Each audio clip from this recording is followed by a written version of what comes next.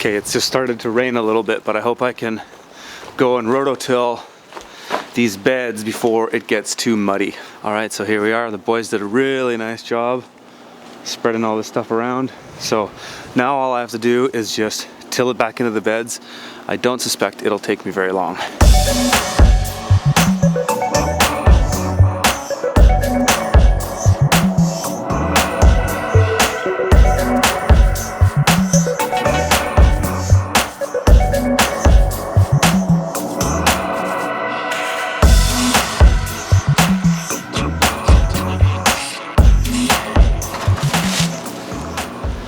All right, so now it's starting to rain, but I'm getting hot.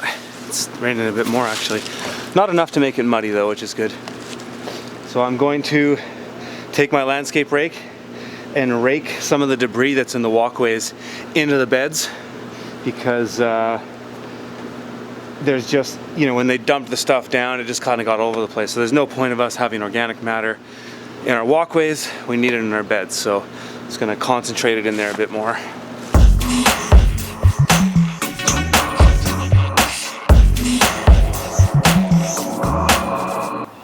Yeah, these are beds. Yeah. Yeah, we do everything in a bed because that reduces the amount of compaction, so that we have more space dedicated to growing and less space dedicated to walking. Yeah, right. You know, you see the bed? Yeah. That's good. Thanks. Yeah, my pleasure.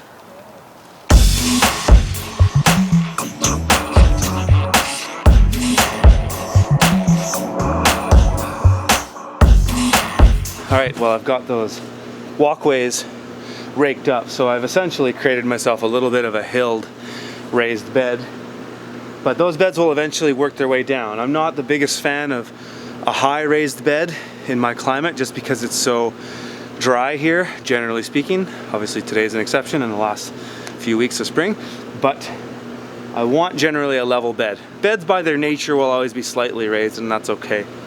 But so I'm going to till these again, and then that should be it.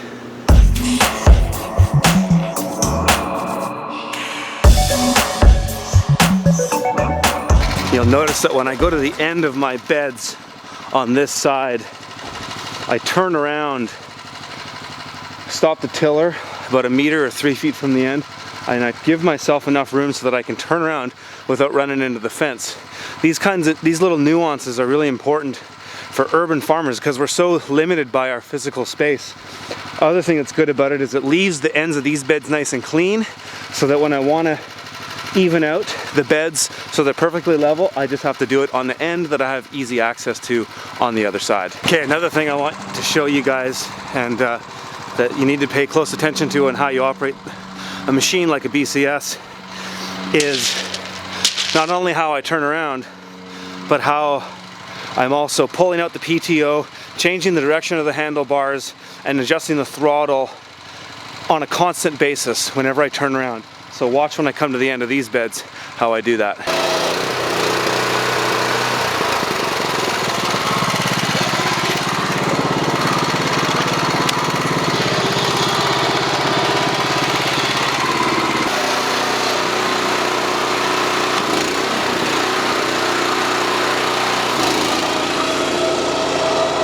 All right, that's it for this plot. I'll just fix the ends of these beds here. Remember that the ends down there are totally fine. So I'll fix those. And it's raining now, which is great. So I'm gonna leave this uncovered because I want the beds to get wet. I want to encourage weed germination, because from this point on, we're only gonna be working the top surface of the soil. We will come back in here with proper compost and fertilizer, but all that will be done with the tilther on the shallow, so a shallow cultivation. So these beds will not need to be rototilled for a long time.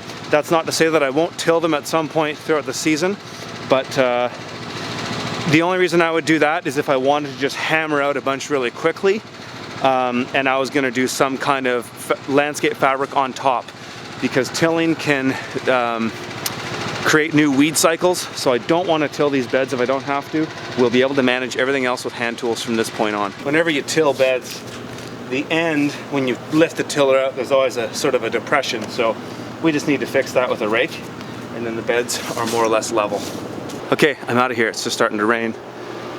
Besides the bed prep, the next thing that will happen here is rolling out landscape fabric around the perimeter of this plot, but there's no immediate rush for that. I'm back at the homestead here, and it's pouring rain, so I don't want to have the camera out here too long, but I just wanted to show you guys some of the action in the Caterpillar tunnel. And I have to say, pat myself on the back here, that these are one of the best investments I've made on the farm in a long time. Things are growing well, things are standing up. You know, it's been a really cold and wet spring.